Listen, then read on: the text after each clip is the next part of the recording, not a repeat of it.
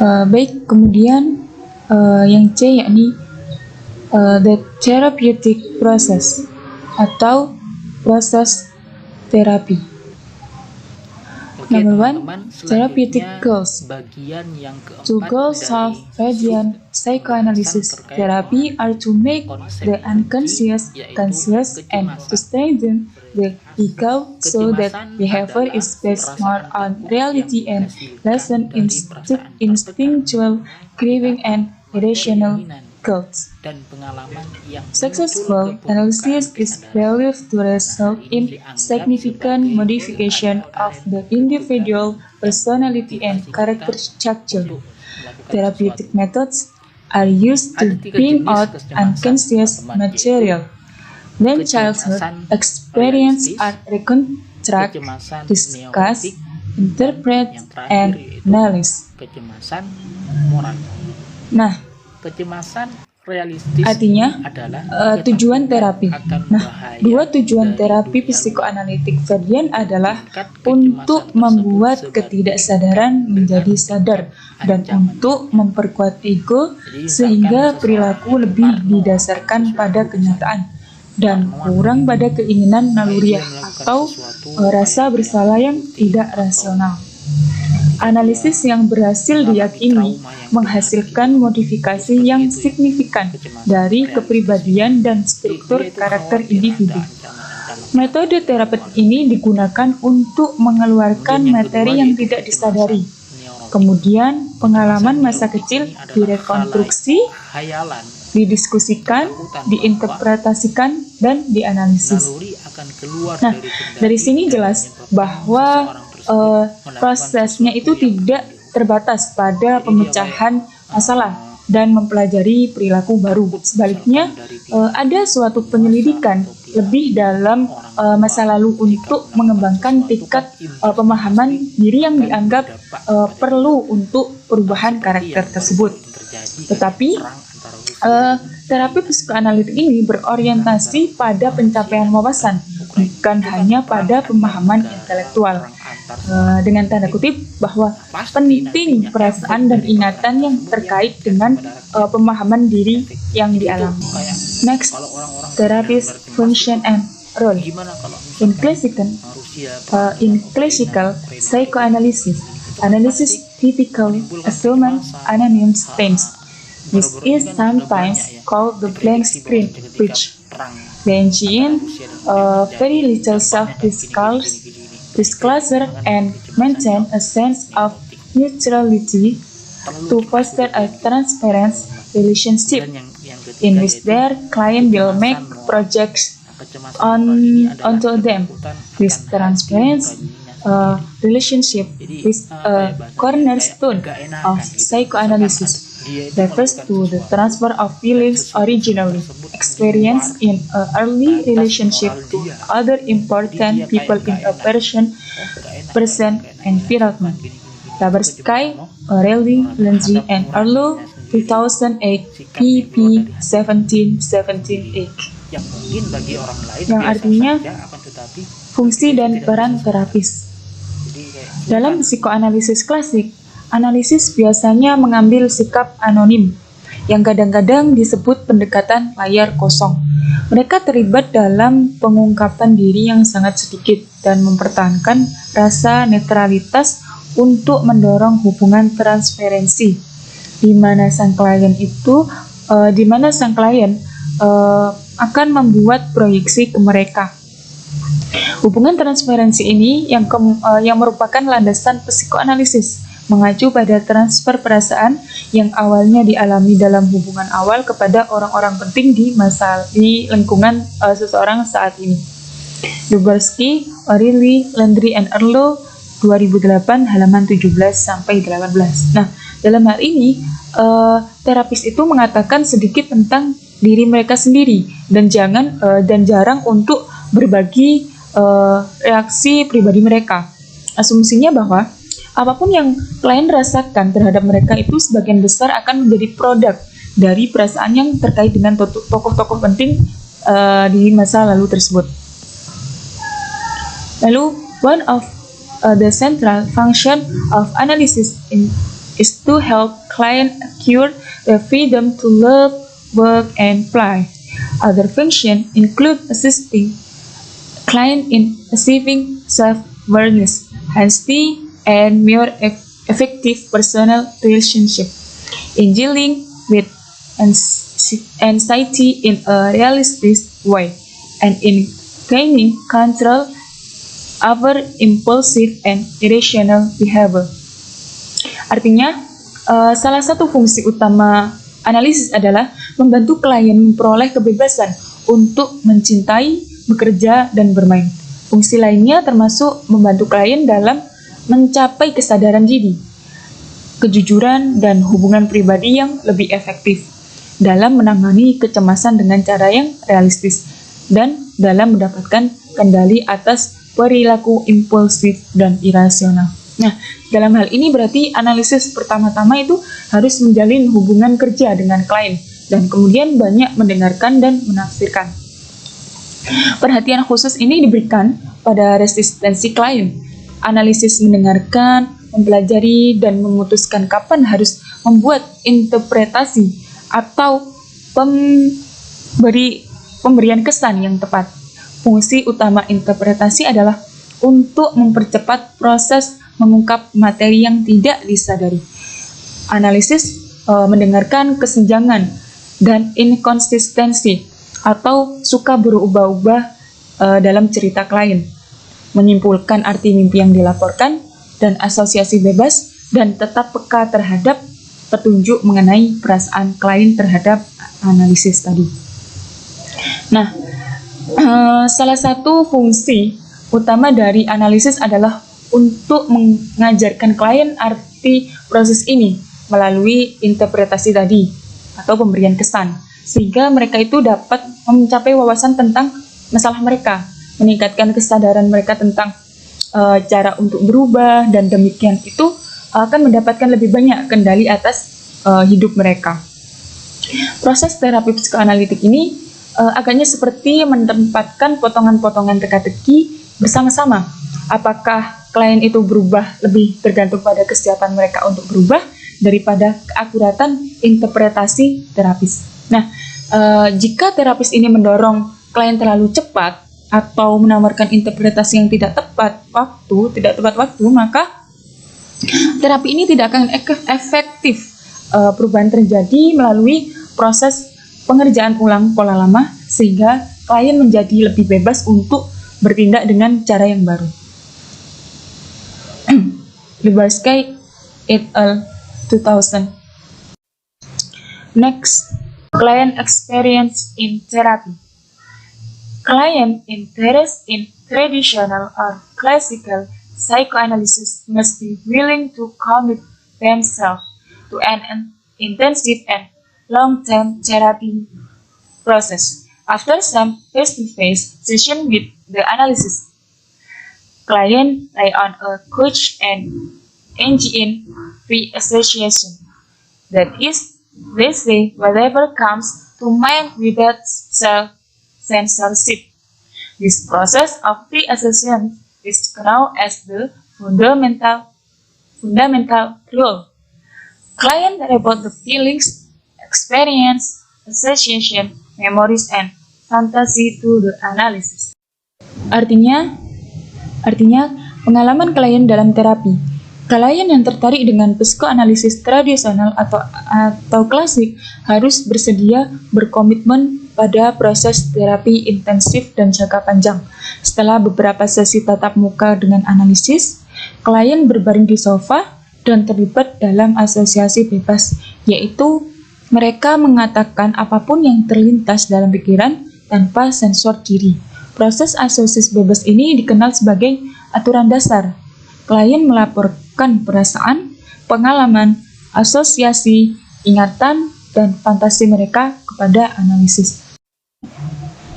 Nah, jadi si analisis ini mempersilahkan klien untuk berbaring di sofa, mendorong refleksi atau gerakan mendalam tanpa sensor, dan mengurangi rangsangan yang mungkin mengganggu hubungan dengan konflik internal dan produksi.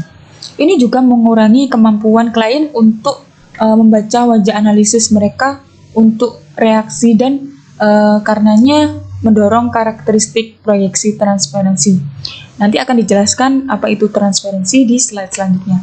Nah, pada saat yang sama, analisis ini dibebaskan dari keharusan memantau petunjuk wajah dengan cermat. Sikap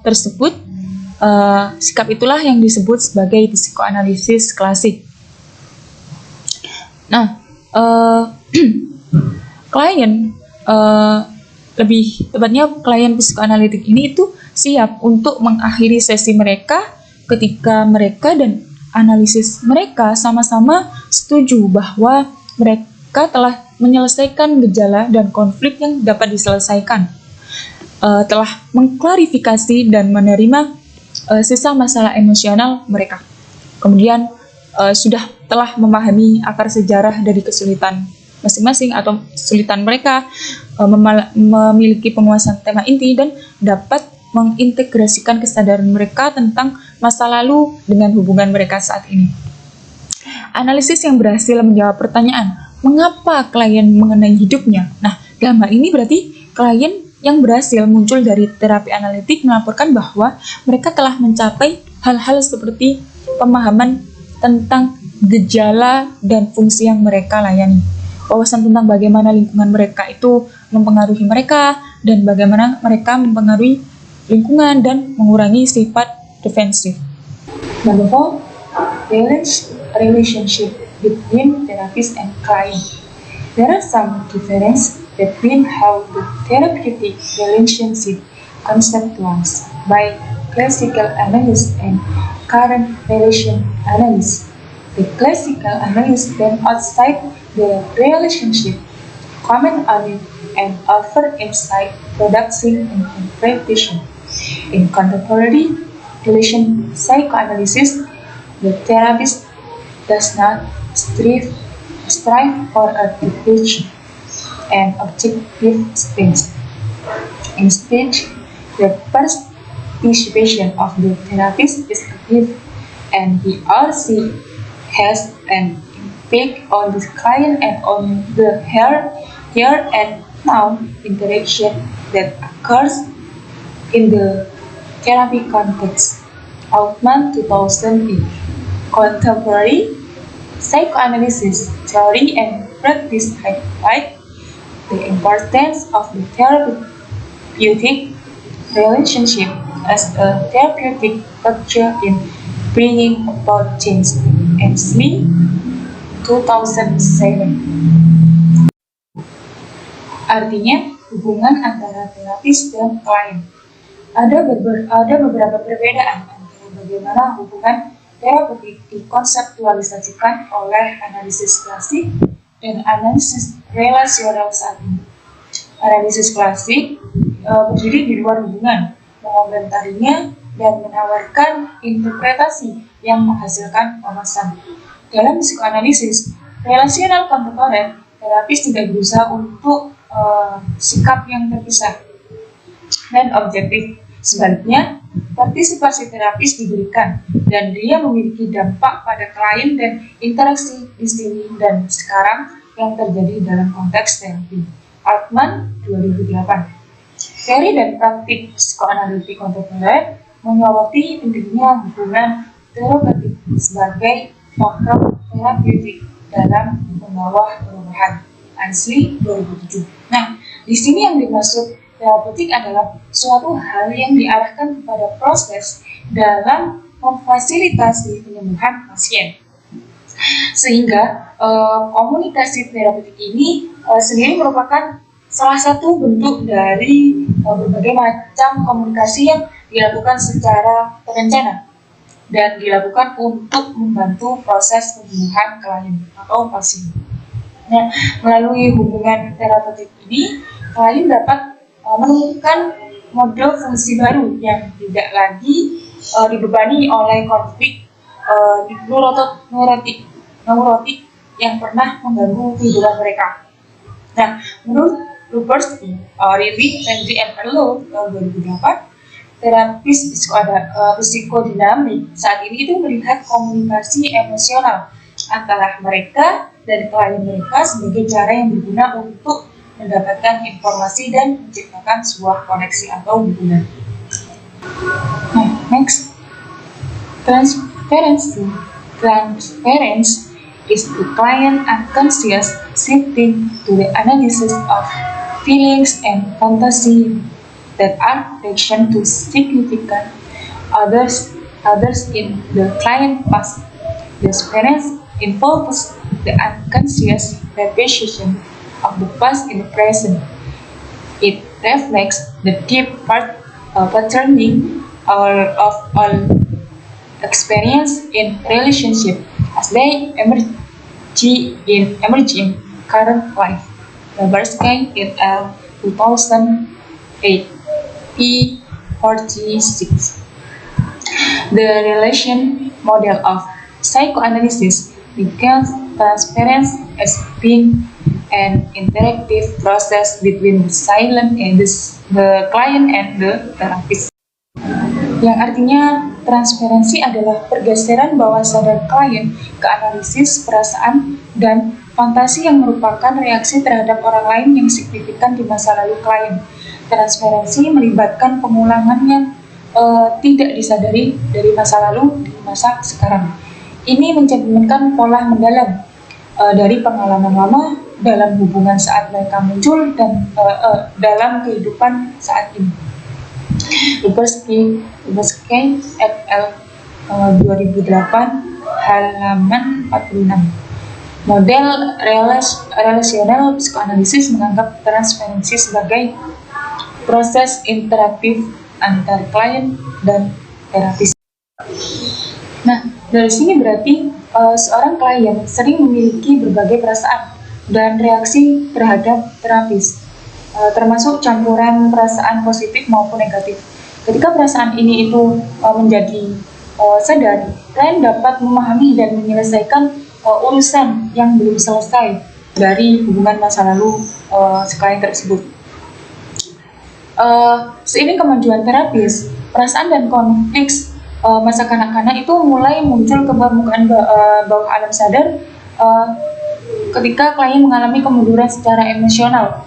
Beberapa perasaan mereka muncul dari konflik seperti misalnya kepercayaan versi ketidakpercayaan, kemudian cinta versi kebencian, ketergantungan versi kemandirian, dan lain sebagainya.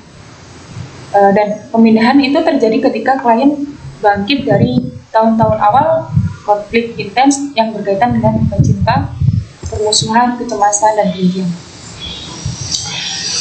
Itu membawa mereka ke masa sekarang, mengalami kembali kepada mereka dan melampirkannya ke analisis. Misalnya gini, klien dapat mentransfer perasaan yang belum terselesaikan terhadap ayah yang keras dan tidak penyayang kepada analisis. Yang di mata mereka menjadi keras dan tidak penyayang, perasaan marah adalah sebuah produk dari transparansi negatif. Tetapi klien juga dapat mengembangkan transparansi positif, misalnya jatuh cinta dengan analisis, ingin diadopsi, atau dalam banyak hal atau cara lain, misalnya mencari cinta, kemudian penerimaan dan persetujuan dari semua pihak. Singkatnya, analisis ini menjadi pengganti saat ini untuk orang lain yang signifikan. Begitu. Nah, jika terapi ini menghasilkan perubahan, hubungan transparansi harus dikerjakan. Proses walking itu terdiri dari eksplorasi materi dan pertahanan bawah sadar yang sebagian besar berasal dari masa anak-anak.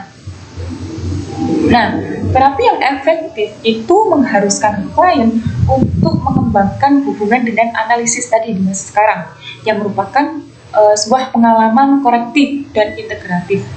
Nah, dengan mengalami terapis yang terlibat, peduli, dan dapat diandalkan tersebut, klien dapat diubah secara mendalam, yang mana dapat menyebabkan pengalaman baru dari dalam hubungan manusia. Gitu. Itu menurut Ansley 2007. Kemudian klien itu juga memiliki banyak kesempatan untuk melihat berbagai cara di mana konflik inti dan pertahanan inti mereka itu dimanifestasikan dalam kehidupan mereka sehari-hari. Diasumsikan bahwa yang mana agar klien menjadi mandiri secara psikologis, mereka tidak hanya dituntut atau tidak hanya harus menyadari materi bawah sadar ini, tetapi juga mencapai beberapa tingkatan kebebasan dari perilaku yang dimotivasi oleh pejuang kekanak-kanakan tersebut, seperti misalnya kebutuhan akan cinta yang total dan sebuah penerimaan dari figur orang tua misalnya, gitu. Nah, jika fase hubungan terapeutik yang menuntut ini tidak diselesaikan dengan baik, maka klien hanya bisa mentransfer keinginan kekanak-kanakan mereka untuk cinta dan penerimaan universal ke sosok yang lain. Justru dalam hubungan klien terapis ini merupakan manifestasi dari motivasi masa kanak-kanak yang menjadi jelas. Kanak-kanak ini menjadi jelas, gitu. Nah, di sini yang penting adalah bahwa terapis mengembangkan beberapa tingkatan objektivitas dan tidak bereaksi secara defensif dan subjektif dalam hadapi kemarahan, cinta, pujian, kritikan, atau perasaan intens lainnya yang diungkapkan oleh klien kepada mereka. Nah, sebagian besar program pelatihan psikoanalitik ini mengharuskan peserta pelatihan menjalani analisis ekstensif untuk diri mereka sendiri sebagai klien. Nah, jika psikoterapis menyadari gejala atau seperti keengganan yang kuat untuk jenis klien tertentu, ketertarikan yang kuat untuk jenis klien lain, sangat penting bagi mereka untuk mencari bantuan profesional, berkonsultasi kepada atau mengikuti terapi mereka sendiri untuk beberapa waktu atau sementara waktu untuk menyelesaikan masalah yang tengah mereka hadapi, yang menghalangi mereka untuk menjadi terapis yang efektif. Nah, hubungan antara klien dan terapis ini sangat penting dalam terapi psikoanalitik. Sebagai hasil dari hubungan ini, khususnya dalam bekerja melalui situasi transparansi, klien memperoleh wawasan tentang cara kerja bawah sadar mereka. Kesadaran dan wawasan tentang materi ditekankan adalah dasar dari proses pertumbuhan analitik. Kemudian dari ini klien itu mulai memahami hubungan antara pengalaman masa lalu mereka dan perilaku mereka saat ini. Pendekatan psikoanalitik ini mengasumsikan bahwa tanpa pemahaman diri yang dinamis itu tidak akan ada perubahan kepribadian yang substansial atau penyelesaian konflik saat ini, gitu.